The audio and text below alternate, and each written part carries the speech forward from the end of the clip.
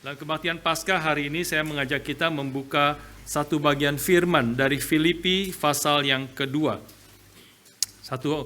Satu perikop yang sangat penting yang ditulis oleh Rasul Paulus kepada jemaat di Filipi. Filipi pasal yang kedua, kita akan membaca ayat yang pertama hingga ayat yang ke-11. Saudara boleh membuka Alkitab dalam bahasa saudara masing-masing. Kalau saudara tidak bawa, saudara bisa lihat di layar. Yang di atas bahasa Indonesia, yang di bawah adalah bahasa Inggris. Filipi pasal yang kedua ayat 1 sampai 11 saya bacakan bagi saudara-saudara sekalian. Jadi karena dalam Kristus ada nasihat, ada penghiburan kasih, ada persekutuan roh, ada kasih mesra dan belas kasihan. Karena itu sempurnakanlah sukacitaku dengan ini. Hendaklah kamu sehati sepikir, dalam satu kasih, satu jiwa, satu tujuan. Dengan tidak mencari kepentingan sendiri atau puji-pujian yang sia-sia. Sebaliknya hendaklah dengan rendah hati yang seorang menganggap yang lain lebih utama daripada dirinya sendiri. Dan janganlah tiap-tiap orang hanya memperhatikan kepentingannya sendiri, tetapi kepentingan orang lain juga. Hendaklah kamu dalam hidupmu bersama menaruh pikiran dan perasaan yang terdapat juga dalam Kristus Yesus, yang walaupun dalam rupa Allah, tidak menganggap kesetaraan dengan Allah itu sebagai milik yang harus dipertahankan, melainkan telah mengosongkan dirinya sendiri dan mengambil rupa seorang hamba dan menjadi sama dengan manusia. Dan dalam keadaan sebagai manusia, ia telah merendahkan dirinya dan taat sampai mati, bahkan sampai mati di kayu salib. Itulah sebabnya Allah sangat meninggikan dia dan mengaruniakan kepadanya nama di atas segala nama, supaya dalam nama Yesus bertekuk lutut segala yang ada di langit dan yang ada di atas bumi dan yang ada di bawah bumi, dan segala lidah mengaku Yesus Kristus adalah Tuhan, bagi kemuliaan Allah Bapa. Mari kita berdoa sekali lagi, mohon pimpinan Tuhan. Bapa di surga, kami bersyukur pada hari Paskah ini kami boleh datang sekali lagi berbakti kepada Tuhan, meninggikan dan mempermuliakan nama-Mu melalui semua puji-pujian, doa, dan juga saat ini melalui mendengar akan firman Tuhan. Kami bersyukur untuk Kristus yang telah mati menebus dosa kami, dan Kristus juga telah bangkit menyatakan kemenangan-Mu atas dosa, atas kematian, dan juga atas setan. Kami bersyukur karena kami memiliki Tuhan yang menang, Tuhan yang berkuasa, dan Tuhan yang mengarahkan seluruh alam semesta dan seluruh sejarah demi hormat dan kemuliaan nama-Mu saja. Dan Tuhan menyertakan rencana-Mu yang indah itu di dalam kehidupan kami, di dalam setiap anak-anak Tuhan yang Tuhan telah tebus dan bahkan pilih sebelum dunia dijadikan, yang adalah milik-Mu sendiri. Tuhan yang berkati, biarlah kemenangan Kristus itu juga menjadi kemenangan kami di dalam hidup ini kami sekarang ini, dan bahkan sampai selama-lamanya ketika kami bertemu muka dengan Engkau.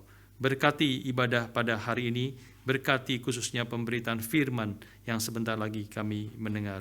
Di dalam nama Tuhan kami Yesus Kristus, kami bersyukur, kami berdoa. Amin. Saudara sekalian, kalau saudara mengikuti berita di Australia, khususnya di Victoria, itu maka 7 bulan yang lalu, ini saya panggil 7 bulan karena nanti akan terjadi minggu lalu update-nya, ya. 7 bulan yang lalu itu terjadi satu peristiwa yang cukup besar sebenarnya di Victoria, ya, sekitar Melbourne, di regional Victoria, yaitu ada seorang yang bernama Desi Freeman yang menjadi fugitif. Kenapa dia menjadi fugitif, kabur? Karena dia ada polisi yang datang ke rumahnya, ada laporan datang ke rumahnya, lalu kemudian dia ternyata sudah siap-siap, dia tembak-tembakan dengan polisi. Dan kemudian ada 2 polisi yang mati ditembak oleh Desi Freeman ini. Desi Freeman by the way laki, bukan ya? Kalau Indonesia Desi perempuan ya. Ini Desi pakai Z ya, Desi Freeman. Dia kemudian tembak-tembakan 2 polisi mati, dan kemudian 1 polisi juga kena tembak luka parah, tapi survive. Dan dia kemudian kabur, ya, karena ini di satu kota namanya Port Pankah, ya, di regional Victoria. Dia kemudian kabur masuk ke hutan, itu memang hutan lebat, Buffalo Mountain. Ya, dia kabur dan dikejar oleh polisi sampai 7 bulan. Sampai kemarin, minggu lalu kita baru mendapat berita bahwa akhirnya dia ditembak mati. Ya, ketangkep, ketahuan tempat dia bersembunyi, dan kemudian tembak-tembakan lagi dengan polisi. Dan akhirnya dia tidak mau menyerah, dikasih kesempatan untuk menyerahkan diri keluar dari tempat dia bersembunyi itu. Dia tidak mau menyerah. Dia keluar bawa senjata, ya ditembak mati lah. Tembak mati, ya. Saudara sekalian,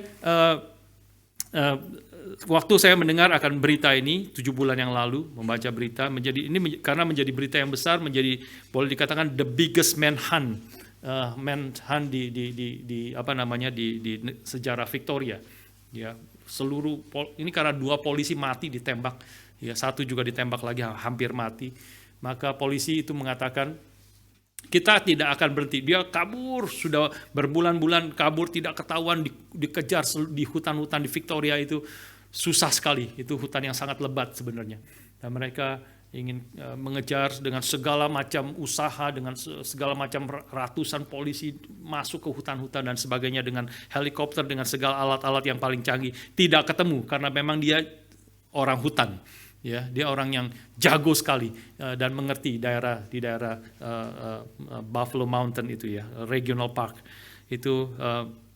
Tapi polisi mengatakan dari mulai ditembaknya itu, dari mulai dikejar, pertama kali dikejar, mereka mengatakan kita tidak akan berhenti mengejar si Desi Freeman ini. Polisi tidak akan berhenti, ya. Kita akan mengejar sampai dia dapat, sampai dia ketangkap ataupun sampai dia mati. Ya. Jadi saudara sekalian, waktu mendengar berita itu sebenarnya it's just a matter of time. Ya, dia di dalam hutan, dia tidak mungkin bisa kabur kemanapun, karena ini polisi. Kalau polisi sudah rekannya ditembak mati, gitu ya, ini adalah melawan kekuatan yang ada, ya, maka sebenarnya it's not a matter of if he can be captured, but it is a matter of when he will be captured. Ya, jadi masalahnya tinggal masalah waktu saja, dia akan ditangkap, dia pasti akan ditangkap. Dia pasti akan, kalau tidak ditangkap, dia akan ditembak mati seperti yang terjadi minggu lalu. Saudara sekalian, saya mengatakan ini menjadi, kita boleh mengerti apa yang terjadi ketika Kristus mati di atas kayu salib pada hari Jumat Agung yang kita rayakan 2 hari yang lalu. Dan kita tahu, karena Kristus juga tahu, dia sudah berkali-kali mengatakan, ini adalah rencana Bapa, bahwa dia memang datang untuk mati menebus dosa manusia. Tetapi it's just a matter of time, tinggal tunggu waktu. Karena dia sendiri sudah mengatakan, memang aku akan ditangkap, memang aku akan dianiaya, memang aku akan dipaku di atas kayu salib, aku akan dibunuh mati. Tapi aku juga pasti hari yang ketiga akan bangkit pula. Saudara sekalian, dan itulah yang kita rayakan pada hari ini, kebangkitan Kristus, yang meskipun pada waktu dia mati, murid-murid masih bingung, murid-murid masih tidak mengerti, murid-murid masih tidak mengerti apa yang sebenarnya terjadi, meskipun sudah berkali-kali Tuhan Yesus katakan dan menjelaskan bahwa dia akan mati dan dia akan bangkit pada hari yang ketiga. Tapi murid-murid tidak mengerti, tetap tidak mengerti. Berapa bebalnya murid-murid seperti kita, bebal, ya. Dan sampai Kristus harus menyatakan dirinya dan bangkit menyatakan dirinya kepada murid-muridnya. Thomas pun waktu murid-murid teman-teman yang lain mengatakan Yesus betul-betul bangkit, kami sudah bertemu dia, Kristus yang bangkit itu. Dia pun yang sudah mendengar berkali-kali Yesus mengatakan dia mati, dia akan bangkit. Dan sudah akhirnya murid-murid yang lain, teman-temannya mengatakan kami sudah bertemu dengan Yesus yang bangkit itu. Dia pun tidak percaya. Dia pun tidak percaya. Jangan kita pikir mereka adalah orang-orang zaman dulu yang gampang percaya oleh kebangkitan. Tidak, orang-orang Yahudi pada waktu itu tidak ada dalam pikiran mereka bahwa Mesias yang dinanti-nantikan itu akan mati dan akan bangkit daripada kematian.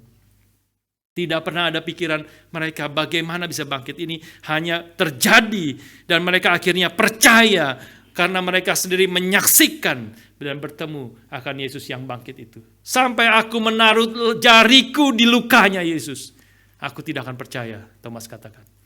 Dan Tuhan Yesus akhirnya bangkit. Tuhan Yesus tahu itu ialah yang Thomas butuhkan. Maka Tuhan Yesus menyatakan diri kepada Thomas, Thomas, sekarang taruhlah jarimu di lambungku, lihatlah tanganku yang sudah dipaku itu. Maka Thomas tidak taruh jarinya, langsung dia berlutut menyembah Tuhan. Ya Tuhanku dan Allahku. Saudara sekalian, dan kebangkitan Kristus itu mengubah segala-galanya, mengubah akan murid-murid yang sudah yang tadinya begitu ketakutan, tetapi sekarang memiliki pengharapan yang pasti di dalam Kristus yang telah mati dan bangkit itu.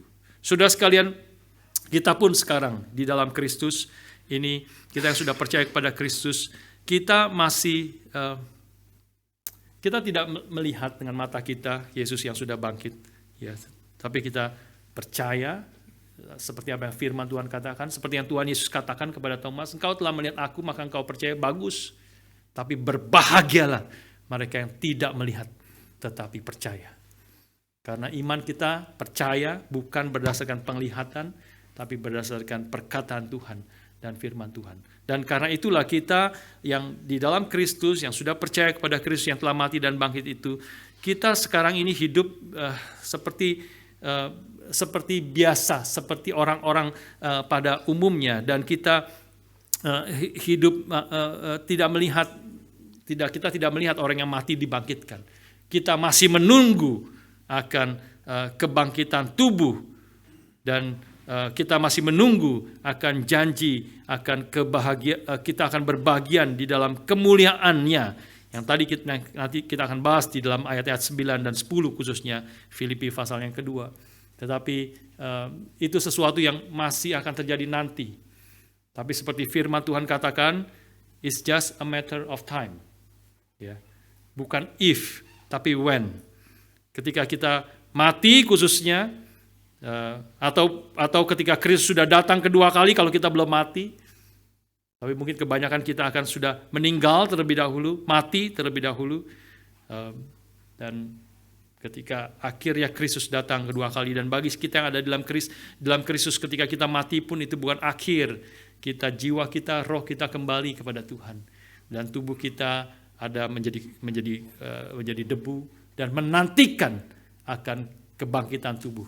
Ketika Kristus datang kedua kali, maka ketika suara trompet itu berbunyi, maka semua orang yang mati akan dibangkitkan dan akan menerima kemuliaan bersama-sama dengan Kristus. Inilah it's a matter of time, saudara sekalian. Kita hari ini akan merenungkan bersama-sama dari Filipi pasal yang kedua, ayat 1-11, satu teks yang sangat kaya, bukan hanya berbicara tentang kebangkitan Kristus, tetapi kalau kita baca juga bicara tentang Natal, tentang Jumat Agung, Paskah, dan bahkan kedatangan Kristus kedua kali. Ini satu perikop yang sangat padat sebenarnya. Bicara tentang Natal, inkarnasi daripada Yesus Kristus, dan juga bicara tentang Jumat Agung, bicara tentang kematian daripada Yesus Kristus, dan juga bicara tentang kebangkitan Yesus Kristus Paskah, dan juga kedatangannya kedua kali di dalam segala kemuliaannya. Di dalam satu perikop ini, satu paragraf ini, menggambarkan akan doktrin-doktrin yang sangat penting, doktrin-doktrin yang menjadi fondasi daripada iman Kristen. Dan sebelumnya juga saya mau mengajak saudara melihat bahwa doktrin, kadang-kadang kita berpikir tentang doktrin Kristus datang menjadi manusia, dia mati, dia menderita, dia bangkit. Terus relevannya bagi kita itu apa? Ya kadang-kadang sebagian orang, mungkin di antara kita sudah banyak mengerti, tapi sebagian orang menganggap jangan terlalu banyak doktrin-doktrin. Ya doktrin-doktrin itu tidak relevan di dalam hidup kita. Itu adalah kalimat yang sangat salah.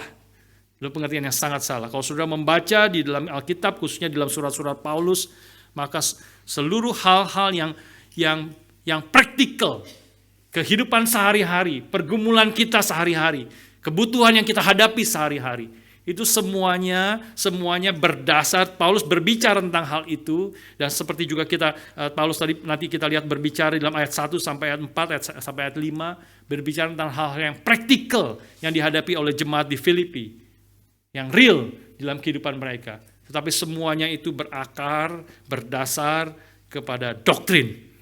Bagaimana kita mengerti, bagaimana kita menghidupi secara praktikal dalam hidup kita, itu semuanya bisa menjadi benar, bisa sesuai dengan kehendak Tuhan, bisa kita laksanakan dengan baik di dalam kehidupan kita sehari-hari, karena dasarnya adalah di dalam kebenaran doktrinal, apa yang Kristus telah kerjakan. Bagaimana dia telah datang ke dalam dunia menjadi manusia. Bagaimana dia taat dalam keadaan manusia. Taat sampai mati. Bahkan mati di atas kayu salib. Dan dia kemudian Tuhan memberikan kemuliaan kepada dia. Nama di atas segala nama. Itu semuanya menjadi akar, fondasi daripada seluruh kehidupan yang praktikal yang dilaksanakan atau yang dijalani oleh orang-orang Kristen sepanjang zaman. Kita melihat sekarang ayat yang ayat 1, 2 ya, saudara melihat ini adalah perintah atau nasihat ya yang Paulus berikan kepada jemaat di Filipi. Jadi karena dalam Kristus ada nasihat, ada penghiburan kasih, ada persekutuan roh, ada kasih mesra dan belas kasihan. Karena itu sempurnakanlah sukacitaku dengan ini. Hendaklah kamu sehati, sepikir, dalam satu kasih, satu jiwa, satu tujuan. Nah, kalau sudah membaca, melihat kitab konteksnya di dalam kitab Filipi, berarti sebenarnya kita bisa mengerti ada pergumulan di situ, pergumulan yang real. Ada perselisihan di antara jemaat di Filipi, ada ketidaksehatian di antara jemaat di Filipi. Ya, karena itu Paulus mengatakan hendaklah kamu sehati sepikir dalam satu kasih, saling mengasihi satu dengan yang lain. Ada satu jiwa, satu tujuan. Ya, berarti ada tujuan yang berbeda-beda, ada percekcokan, ada pertengkaran, ada perbedaan pendapat, ada juga egoisme nanti selanjutnya. Ya, ada orang-orang yang mencari kepentingan dirinya sendiri, ada selfishness, ya, ada kesombongan di dalamnya. Itu adalah seluruhnya hal-hal yang real yang jemaat Filipi hadapi, yang juga mungkin kita hadapi dan orang-orang Kristen hadapi sepanjang zaman. Ayat ketiga, ayat yang keempat. Ya, karena itu tadi tujuannya sehatilah, sepikirlah, satu jiwalah. Ayat 3 dan 4 menjelaskan bagaimana mereka harus sehati, sepikir, sejiwa dengan tidak mencari kepentingan sendiri atau pujian yang sia-sia. Sebaliknya, hendaklah dengan rendah hati yang seorang menganggap yang lain lebih utama dari dirinya sendiri. Dan janganlah tiap-tiap orang hanya memperhatikan kepentingannya sendiri, tetapi kepentingan orang lain juga. Ya, let each of you look dari ayat let each of you look ayat 3. Do nothing from rivalry or conceit, but in humility count others more significant than yourself. Saudara-saudara, ini adalah hal-hal yang sangat praktikal. Ya, ayat keempat juga mengatakan let each of you look not only to his own interest, but also to the interest of others. Ya, memperhatikan, jangan egois, jangan selfish. Kamu menghitung, memperhatikan orang lain, kepentingan orang lain lebih utama dari dirimu sendiri. Jangan mencari kepentingan dirimu sendiri, pujian yang sia-sia. Ini selfish, egois, ya, mencari pujian. Ini pergumulan yang real di dalam kehidupan bergereja khususnya, ya, jemaat di Filipi. Mari kita mencari puji-pujian yang sia-sia, vain conceit, ya, mencari pujian yang sia-sia, melakukan sesuatu untuk dipuji. Ini adalah pujian yang sia-sia. Ini sesuatu yang praktikal dan saya rasa semua orang di dalam gereja apapun akan setuju. Ini sesuatu yang penting. Ya, kita jemaat Tuhan, gereja Tuhan menjadi sehati, jemaat Tuhan menjadi pikiran, dan kita tidak menjadi sombong satu dengan yang lain, tapi kita dengan rendah hati melayani, menganggap yang lain lebih utama dari diri kita sendiri. Ya, ini adalah perintah bagi orang-orang Kristen, dan saya percaya semua orang Kristen akan setuju akan hal ini.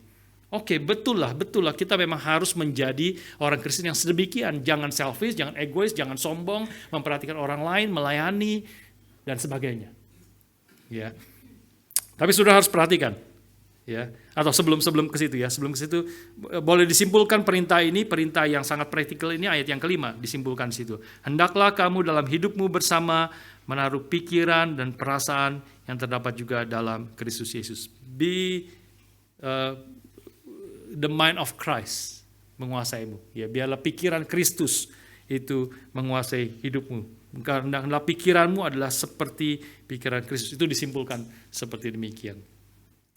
Saudara, kalau kita kaitkan dengan tema kita, by His wounds we are healed, maka kita bisa melihat di sini perintah Paulus di dalam hal-hal yang praktikal ini adalah berkaitan dengan kita boleh disembuhkan di dalam relasi kita, in our relationship, terutama di antara umat Tuhan. Hendaklah engkau sehati sepikir, saling melayani, menganggap yang lain lebih utama, saling mengasihi dengan kata lain. Dan ketika ini terjadi, tentu ini menjadi sesuatu kesaksian yang indah bagi dunia ini. Ketika Tuhan Yesus sendiri mengatakan, demikianlah dunia tahu bahwa engkau adalah murid-muridku. Yaitu ketika engkau saling mengasihi, ketika engkau saling melayani, ketika engkau saling merendahkan diri, dan menganggap yang lain lebih utama, kepentingan orang lain lebih utama daripada dirimu sendiri. Maka dunia akan tahu engkau adalah murid-muridku. Dengan luka-lukanya kita disembuhkan di dalam relationship kita satu dengan yang lain.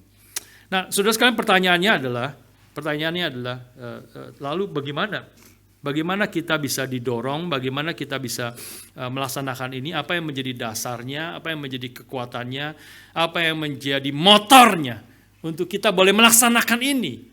Untuk kita menjadi jemaat, menjadi gereja yang saling mengasihi, menjadi gereja yang tidak egois, menjadi umat Tuhan, anak-anak Tuhan yang mencari kepentingan orang lain dan melayani orang lain satu dengan yang lain. Bagaimana kita bisa melakukan ini? Ini perintah yang jelas, ini perintah yang praktikal, ini perintah yang semua orang, mungkin orang yang tidak Kristen pun akan setuju. Ya, kalau kita menjadi orang yang seperti itu, ya, kita tidak egois, tidak mencari kepentingan pujian yang sia-sia, tapi kita melayani orang lain, mengasihi orang lain. Bahkan orang dunia pun akan setuju akan hal itu. Tapi pertanyaannya adalah bagaimana kita bisa melakukan itu? Bagaimana dorongannya, kekuatannya yang menggerakkan hati kita untuk kita bisa melaksanakan itu? Jawabannya adalah dalam ayat selanjutnya, jawabannya adalah doktrin. Jawabannya adalah apa yang Kristus telah kerjakan. Jawabannya adalah bagaimana Kristus menjadi manusia. Jawabannya adalah bagaimana Kristus setia sampai mati di atas kayu salib. Itulah jawabannya. Saudara sekalian, mari kita lihat bersama-sama. Ya, saya mengajak kita pertama-tama melihat bagaimana Kristus merendahkan diri, dan kemudian juga bagaimana Kristus dipermuliakan, yang juga adalah bagian daripada kita yang mengikuti teladan Kristus bagi kita yang ada di dalam Kristus. Ya, ayat yang kelima itu mengatakan, di dalam bahasa ESV sekali lagi mengatakan, munculkan ayat yang kelima. Ayat yang kelima, have this mind among yourself which is yours in Christ Jesus. Ya, Indonesianya agak tidak begitu jelas, meskipun tidak salah. Biarlah engkau hidupmu bersama menaruh pikiran dan perasaan yang terdapat juga dalam Kristus. Jadi biarlah engkau memiliki pikiran dan perasaan yang seperti Kristus. Kristus memiliki perasaan pikiran yang seperti ini, yang dijelaskan kemudian di dalam ayat 6-8. Tetapi ESV mengatakan, have this mind of Christ among yourself, which is yours in Christ Jesus. Artinya Kristus bukan hanya menjadi teladan daripada kita. Ya, dia teladan kita harus mengikuti teladan bagi dia yang telah merendahkan dirinya taat sampai mati. Tapi bukan hanya dia menjadi teladan bagi kita, tetapi ini adalah teladan bagi kita yang ada di dalam Kristus. Kita bisa mengikuti teladan Kristus karena kita ada di dalam Kristus, which is yours in Christ Jesus. Ini contoh teladan dan hidup Kristus ini adalah milikmu yang ada di dalam Kristus, yang kita yang ada beriman dipersatukan dengan Kristus. Maka ini harus bagian yang menjadi melekat, bukan hanya Yesus, bukan hanya objek yang kita ikuti, teladani, tetapi kita sendiri ada di dalam Kristus. Kita yang beriman di dalam Kristus, yang telah ditebus oleh Kristus. Kita ada di dalam Kristus. Jadi seluruh teladannya dan perbuatan Kristus yang dijelaskan kemudian adalah bagian kita, bagian hidup kita yang ada di dalam Kristus.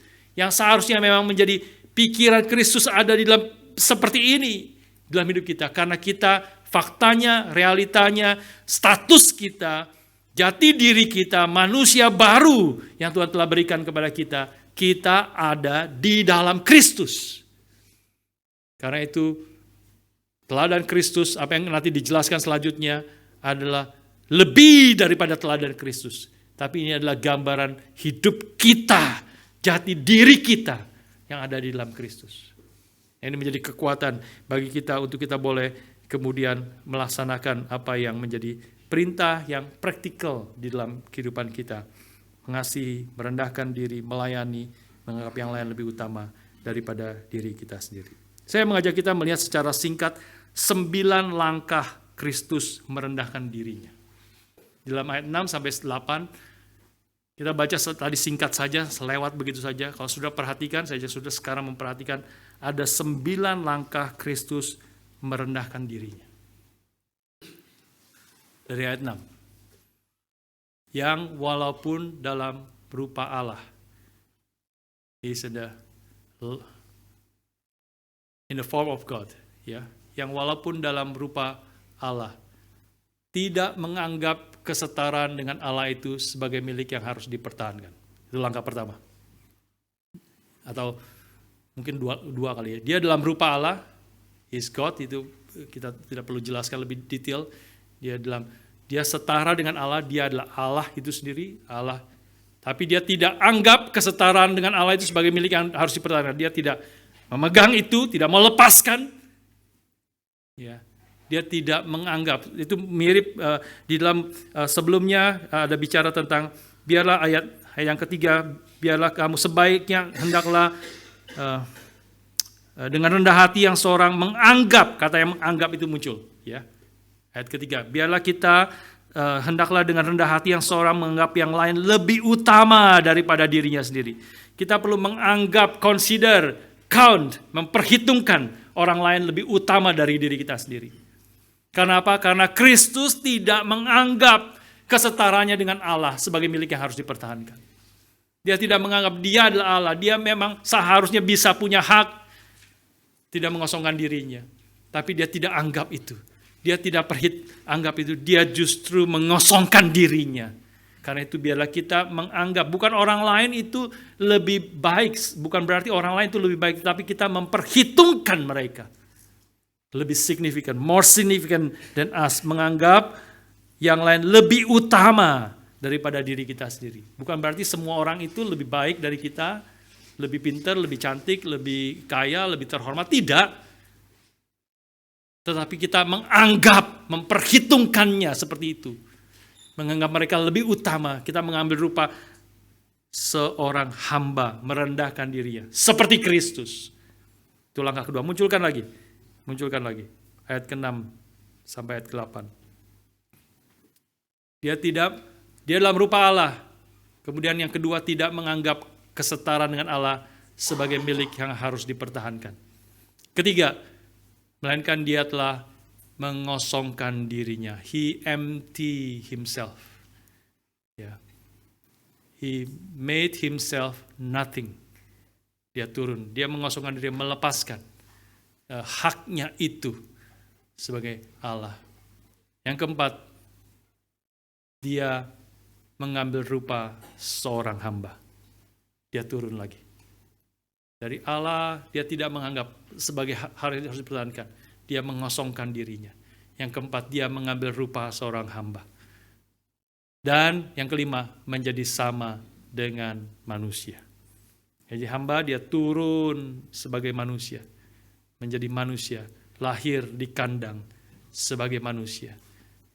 Di tengah-tengah dunia ini. Yang keenam, dan dalam keadaannya sebagai manusia, ia telah merendahkan dirinya.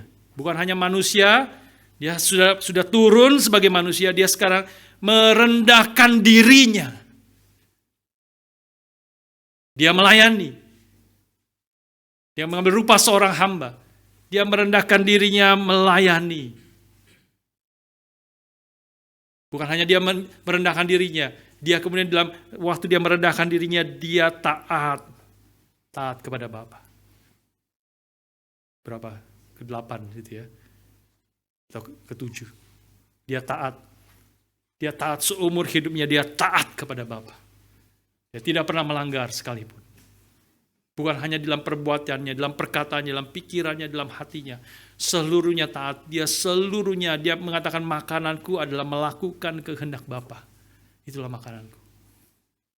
Dia selalu hidupnya mempermuliakan nama Bapa. Dia taat. Bukan hanya taat. Dia taat sampai mati. Taatnya sampai mati. His faithful obedience unto death. Bukan hanya mati, tidak berhenti sampai mati. Dia mati di atas kayu salib. Kematian yang paling menghina, paling hina pada zaman itu. Kematian yang sangat menderita. Kematian yang sangat mengerikan. Hukuman yang paling mengerikan yang pernah diciptakan oleh manusia. Kristus mati sebagai seorang budak. Sebagai seorang yang dikutuk oleh Allah. Dia mati. Sudah melihat langkah itu. 9 langkah itu. Dia setara dengan Allah. Tidak menganggap setara dengan Allah. Milik yang harus dipertahankan. Dia mengosongkan dirinya. Selanjutnya dia bukan hanya mengosongkan dirinya. Dia mengambil rupa seorang hamba. Dia menjadi hamba. Dan dia datang ke dalam dunia menjadi sama dengan manusia. Dan kalau sebagai manusia ia telah merendahkan dirinya. Merendahkan dirinya dan taat. Taat sampai mati. Bahkan mati di atas kayu salib. Itulah menjadi patron bagi kita sebagai anak-anak Tuhan. Ya. Sebagai patron. Ini jadi saudara melihat kerangkanya. Perintah yang praktikal, perintah yang semua orang akan setuju. Kita tidak mencari kepentingan sendiri, mengasihi, melayani, jangan menjadi sombong, jangan berpecahan, bertengkar, menganggap siapa yang lebih besar, siapa yang lebih penting. Biarlah engkau memiliki pikiran seperti Kristus, yang merendahkan dirinya dari tempat yang paling tinggi sampai tempat yang paling rendah. 9 langkah dia turun. Sampai mati di atas kayu salib. Biarlah kita juga memiliki pikiran seperti itu. Therefore, ayat 9 sampai 11. Sekarang bicara kebangkitan tentang kemuliaan. 9. Itulah sebabnya, therefore. Ini kata yang sangat penting, turning point, ya. Therefore, itulah sebabnya Allah sangat meninggikan dia dan mengaruniakan kepadanya nama di atas segala nama. Supaya dalam nama Yesus bertekuk lutut segala yang ada di langit dan yang ada di atas bumi dan yang ada di bawah bumi. Dan segala lidah mengaku Yesus Kristus adalah Tuhan bagi kemuliaan Allah Bapa. Sudah harus penting mengerti kata therefore ini, kata oleh sebab itu. Oh, itulah sebabnya. Ini berarti kaitan yang erat. Kita harus melihat kaitan yang erat ini. Perlu mengerti kaitan yang jelas antara ayat 6 sampai 8 dengan ayat 9 sampai 10 sampai 11 khususnya. Ayat 6 sampai 8 adalah perendahan Kristus. Kristus merendahkan dirinya dari kemuliaan yang paling tinggi sampai kehinaan yang paling rendah. Dia mati di atas kayu salib bagi kita. Karena itulah sebabnya Allah sangat meninggikan dia. Harus jelas. Ya, jadi Allah meninggikan dia karena Kristus telah merendahkan dirinya sedemikian rupa. There is no crown without the cross. There is no glory without suffering. Kaitan yang jelas. Mari kita lihat di dalam Alkitab sendiri ada banyak yang menjelaskan ini. Kita melihat 2 saja. Yang pertama adalah Ibrani 2 ayat yang ke-9. Ibrani 2 ayat yang ke-9. Mari kita baca bersama-sama satu ayat ini. Ibrani 2 ayat yang ke-9.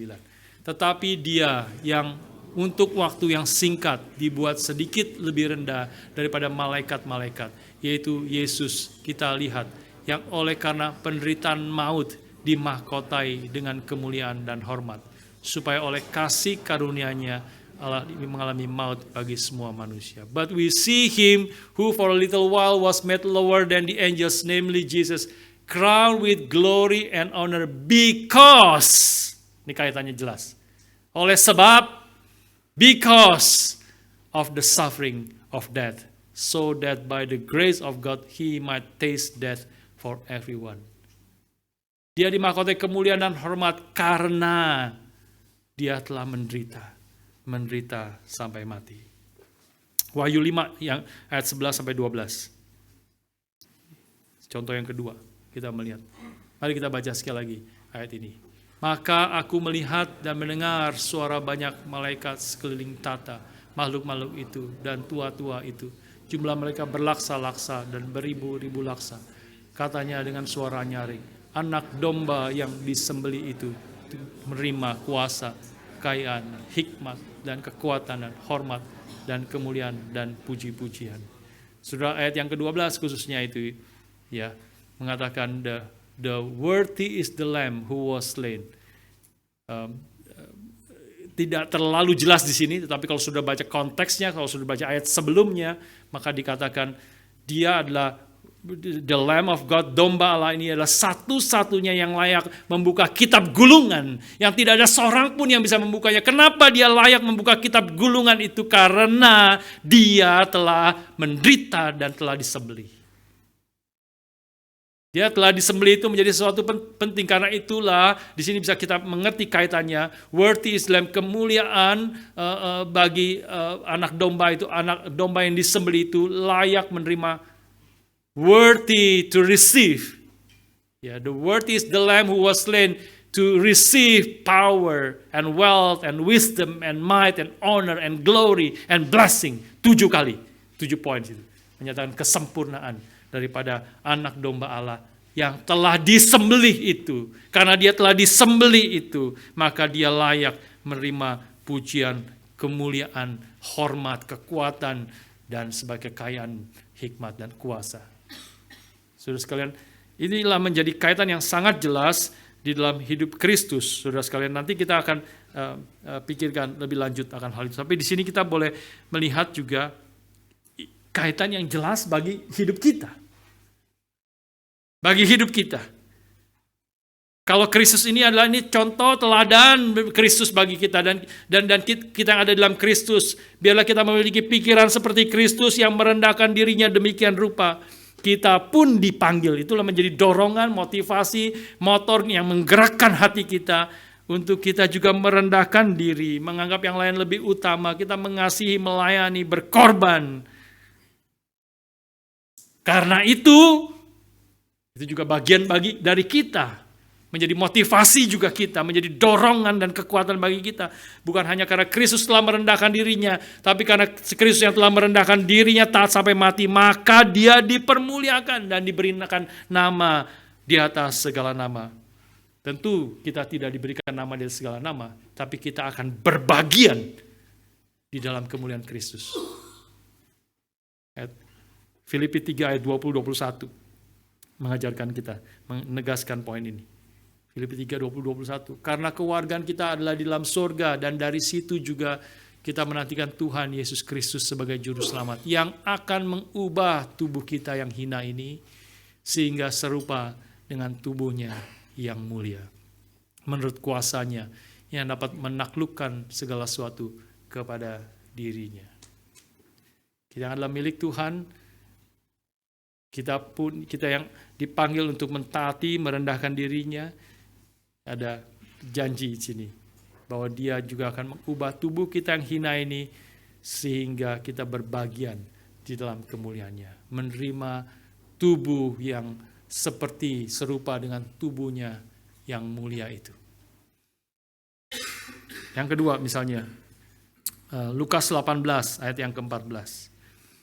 Lukas 18 ayat 14. Ini perkataan Tuhan Yesus yang memberitakan orang yang doa dari orang pemungut cukai yang berdoa, Tuhan berbelas kasihan kepadaku, dia memukul dirinya, have mercy on me, O Lord, for I am a sinner. Berbelas kasihanlah Tuhan kepadaku karena aku orang berdosa. Dan Tuhan Yesus berkata, aku berkata kepadamu, orang pemungut cukai ini, pulang ke rumah sebagai orang yang dibenarkan Allah dan orang lain itu tidak. Orang Farisi yang meninggikan dirinya, yang menganggap dirinya lebih utama daripada diri orang lain. Yang menganggap dirinya yang paling penting, yang meninggikan akan dirinya. Maka orang itu tidak akan dibenarkan oleh Tuhan. Dan kalimat selanjutnya menegaskan prinsip ini. Sebab barang siapa meninggikan dirinya, ia akan direndahkan. Dan barang siapa merendahkan dirinya, ia akan ditinggikan. Inilah prinsip yang Tuhan ajarkan kepada kita tentang bagaimana kita boleh meneladani Kristus, karena kita ada di dalam Kristus, dan bagaimana juga ada janji tentang kemuliaan, tentang kehormatan, kita akan dihormati oleh Tuhan itu sendiri.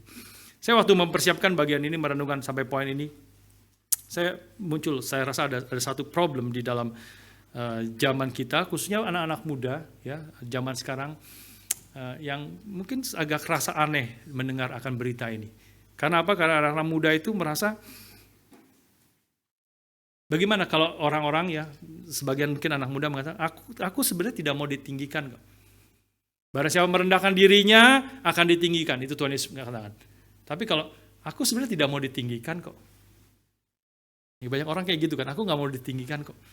Itu zaman yang ya aku tidak mau ditinggikan, tapi juga aku tidak mau direndahkan. Aku mau biasa-biasa saja, ya. Apa lagu? Saya kebayang tuh nonton iklan salah satu alat telekomunikasi yang orang muncul, anak muda muncul dari rumah dengan jalan yang santai, yang santai sambil nyanyi lagu. Apa saya agak lupa dah. Sambil bersiul begitu ya. Yang lagunya santai sekali. Sambil jalannya santai gitu. Ya. Ini adalah hidup itu santai saja. Kenapa merendahkan diri, meninggikan, suruh merendahkan diri? Saya susah merendahkan diri, tapi juga saya nggak mau ditinggikan. Ya, ada sebagian orang berpikir begitu ya. Aku mau biasa-biasa saja, aku nggak mau merendahkan diri memang. Aku ngaku aku tidak mau merendahkan diri, tapi aku juga tidak mau ditinggikan. Kan orang yang ditinggikan hanya mereka yang merendahkan diri. Aku juga nggak mau ditinggikan. Ya. Bagaimana dong kalau gitu? Kalau gitu itu menjadi tidak motivasi. Saudara, saya mau katakan, ini orang-orang di dalam zaman demokrasi sendiri, masing-masing kita mau, ya aku tidak mau melayani Tuhan, tapi aku tidak mau dilayani, tapi juga aku tidak mau melayani. Ya, jadi ya masing-masing lah. Hidup kita masing-masing, kamu punya kesibukan sendiri, kesusahan sendiri, pergumulan sendiri. Ya, kita jalani masing-masing kehidupan ini. Saudara, saya mau katakan itu bukanlah hidup Kristen. Itu bukanlah panggilan Tuhan bagi kita. Kenapa demikian? Dan itu tidak bisa dilakukan, menjadi orang Kristen tidak bisa melakukan itu karena kita hidup di dalam dunia yang sudah jatuh di dalam dosa. Ini fakta yang tidak bisa kita hindari, kecuali ya saudara tidak mau menganggap itu. Ya akhirnya semua tidak menganggap semua apa yang Alkitab ajarkan. Karena faktanya kita sudah hidup di dalam dunia yang sudah berdosa.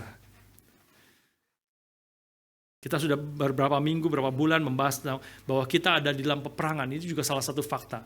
Mirip sekali, kita hidup dalam dunia yang berdosa. Kita ada di dalam peperangan rohani. Hidup kita harus sadar kita ada di dalam peperangan rohani. Siapa namanya Puritan? John Owen mengatakan salah satu bukunya. Kill your sin, or you will be killed. Tidak ada jalan lain. Kamu harus membunuh, kita sedang berperang di dalam dosa, melawan dosa. Melawan setan, melawan kuasa setan kejahatan yang ada dalam dunia ini. Kamu harus melawan dosa. Dengan perlengkapan senjata Allah, dengan kekuatan yang Tuhan berikan. Engkau harus membunuh dosa, kalau tidak engkau akan dibunuh. Tidak ada pilihan lain. Kita harus berjuang melawan dosa. Karena ini adalah dunia sudah jatuh di dalam dosa. Kill the sin or be killed by sin. Tidak ada pilihan lain. Jadi kita harus, Tuhan memanggil kita sebagai terang dan garam dunia.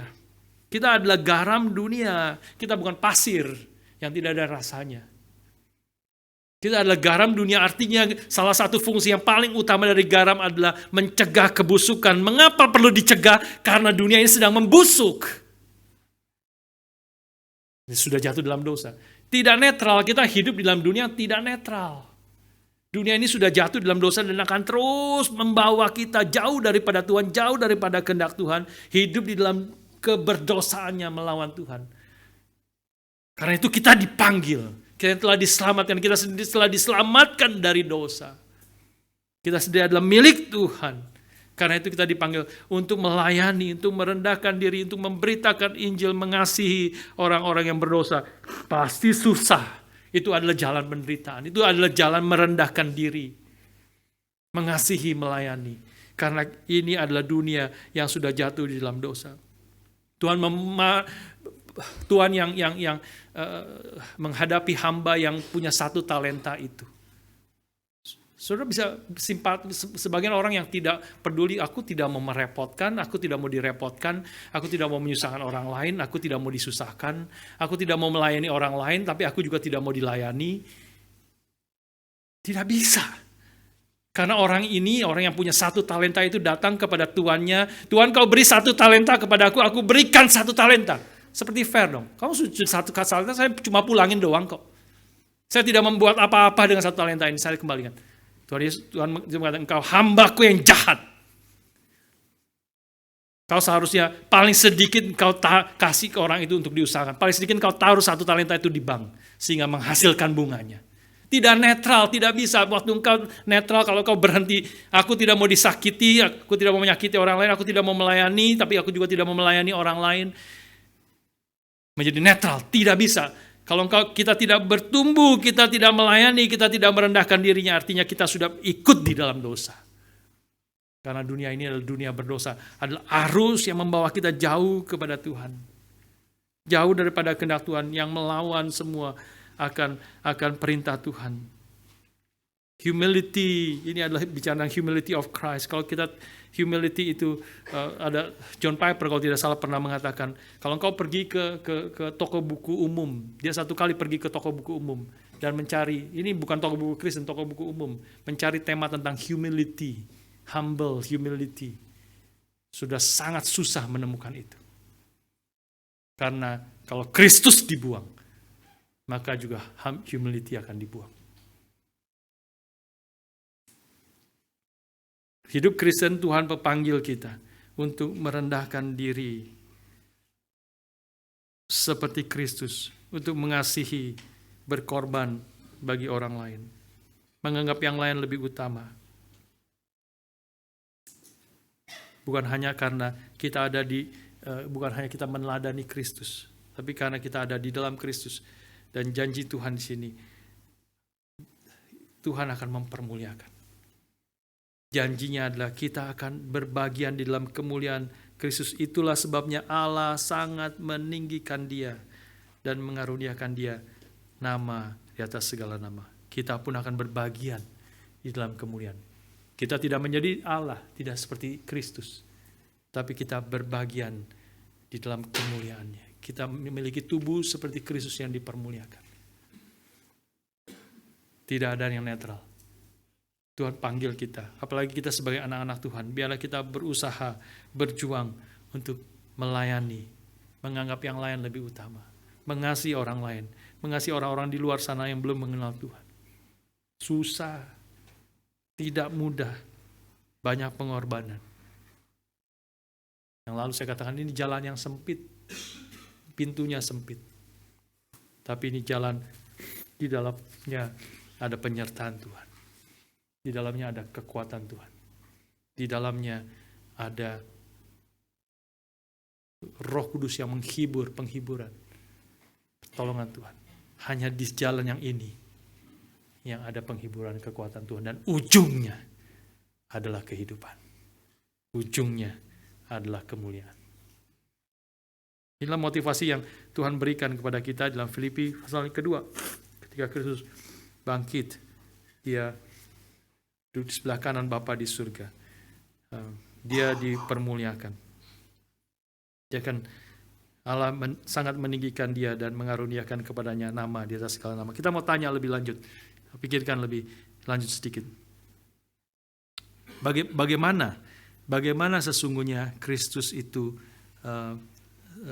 sangat dimuliakan, ditinggikan. Bagaimana Allah sangat meninggikan dia. Ayat 9 itu NIV mengatakan, therefore God exalted him to the highest place.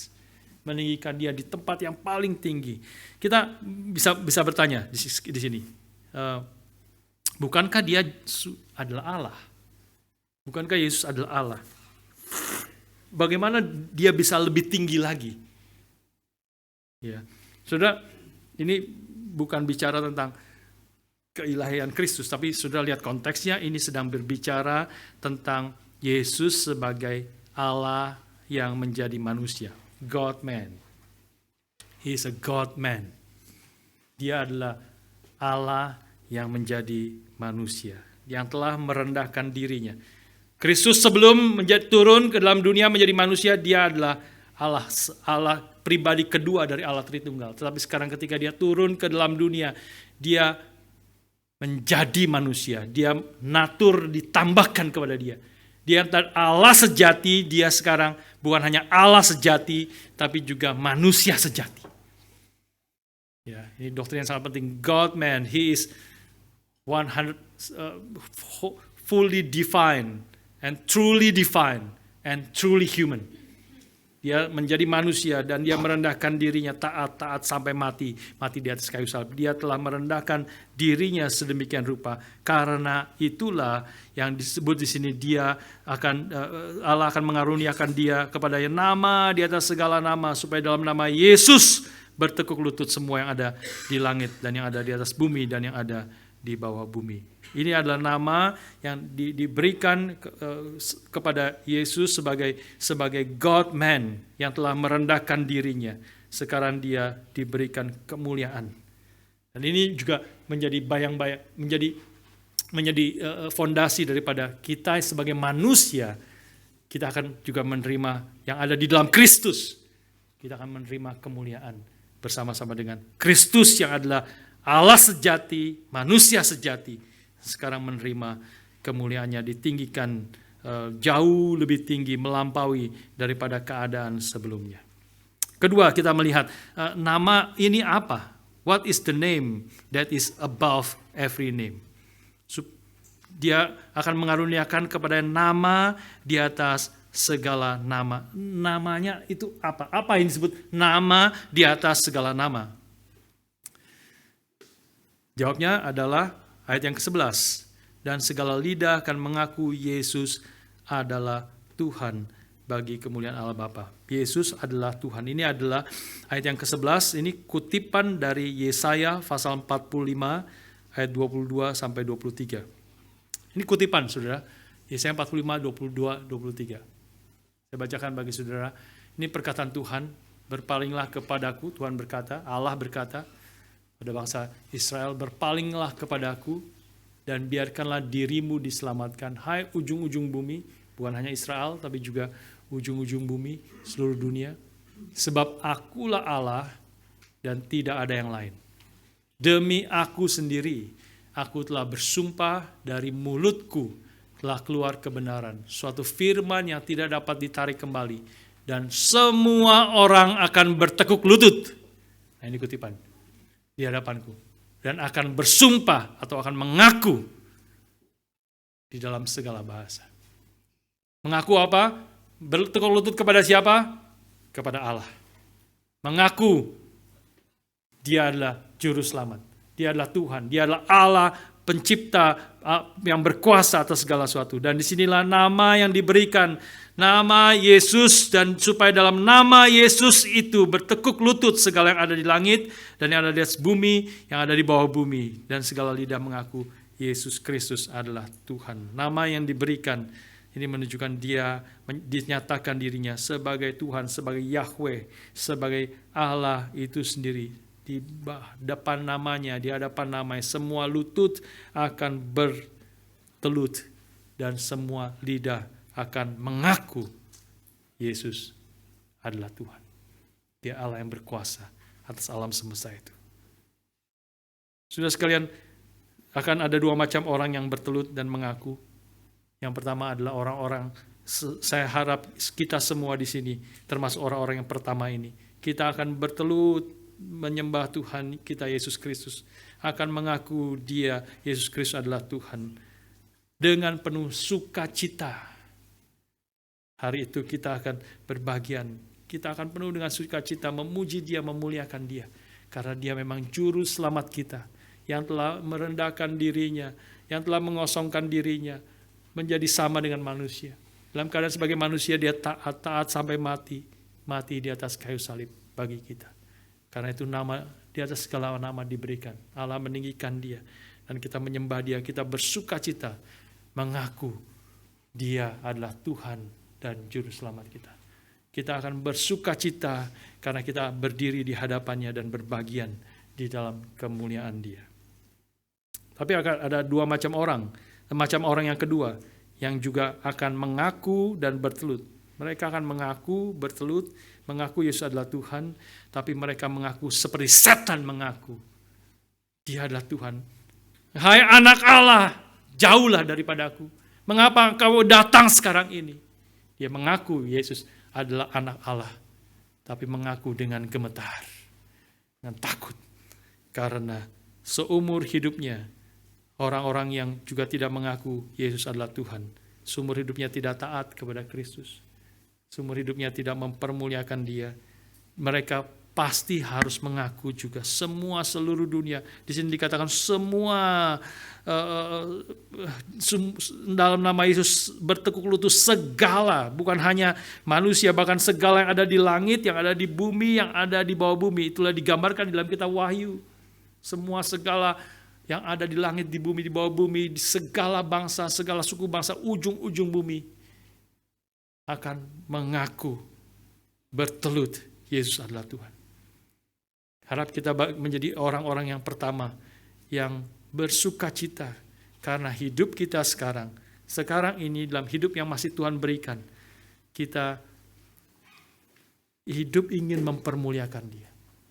Kita mengaku Yesus adalah Tuhan. Seperti doa Bapa kami, yang Tuhan Yesus ajarkan bagi kita.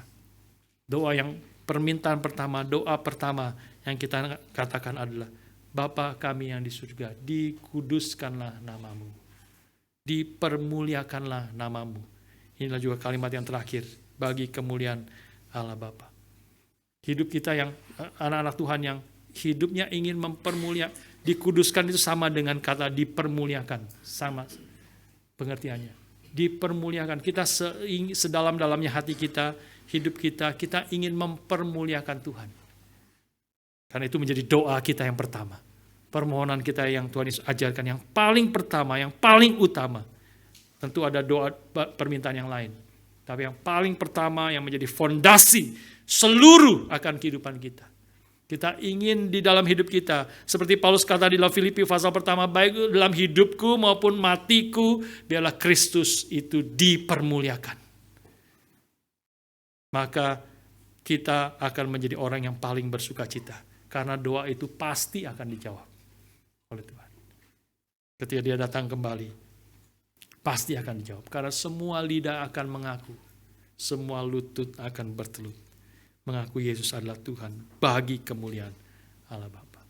Karena itu kita akan bersukacita, kita akan mengalami segala anugerah Tuhan ya, di dalam hidup kita. Kita akan, karena kerinduan kita paling dalam adalah untuk mempermuliakan Tuhan, dan ketika hidup kita untuk ingin mempermuliakan Dia, maka itu adalah sukacita, kebahagiaan, kepenuhan hidup yang paling sempurna dalam hidup kita sebagai anak-anak Tuhan. Seperti Mazmur 16, sekali lagi saya kutip. Karena di hadapan Tuhan ada sukacita berlimpah-limpah, dan di tangan kanannya ada nikmat senantiasa. Biarlah di dalam Paskah kali ini, kita secara khusus kita mengerti merenungkan apa yang menjadi kemuliaan Kristus. Tapi sekaligus kita secara khusus mengaplikasikan di dalam bagaimana kita boleh mengasihi satu dengan yang lain.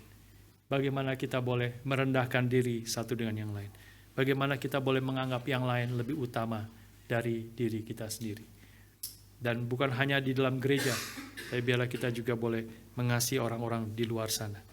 Boleh supaya mereka mengenal akan kemuliaan Kristus dan mengerti akan apa yang Kristus telah kerjakan bagi kita. Kiranya Tuhan menolong dan memimpin kita semua di dalam Paskah kali ini, kita menjadi sungguh-sungguh menjadi orang-orang yang melayani, mengasihi Tuhan dan juga mengasihi akan sesama kita sebagaimana Kristus telah mengasihi kita. Mari kita berdoa.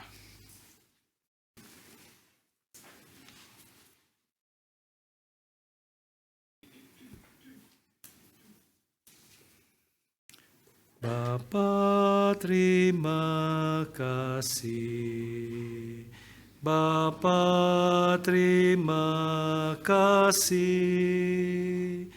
Bapa di dalam surga, puji terima kasih. Mari berdiri bersama-sama.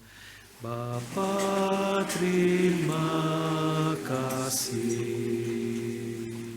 Bapa, terima kasih. Bapa di dalam surga, puji terima kasih. Bapa di surga, kami berterima kasih kepadamu untuk karya yang begitu agung yang Kau telah berikan kepada kami, yang Kau telah nyatakan kepada kami dalam anak-Mu yang tunggal, Tuhan kami Yesus Kristus, yang telah merendahkan dirinya begitu rupa, taat sepenuhnya, bahkan taat sampai mati di atas kayu salib. Dan Tuhan yang telah melihat akan karya anak-Mu yang Kau kasihi itu, maka Engkau memberikan segala hormat kemuliaan kepada Dia, nama di atas segala nama. Tuhan, tolonglah kami, umat-Mu yang ada dalam Kristus. Kami boleh didorong, kami boleh dikuatkan, kami boleh digerakkan untuk kami boleh menghidupi akan hidup Kristus itu di dalam hidup kami.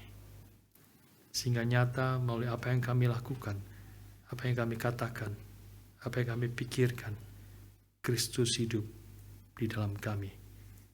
Dan karena kami hidup di dalam Kristus.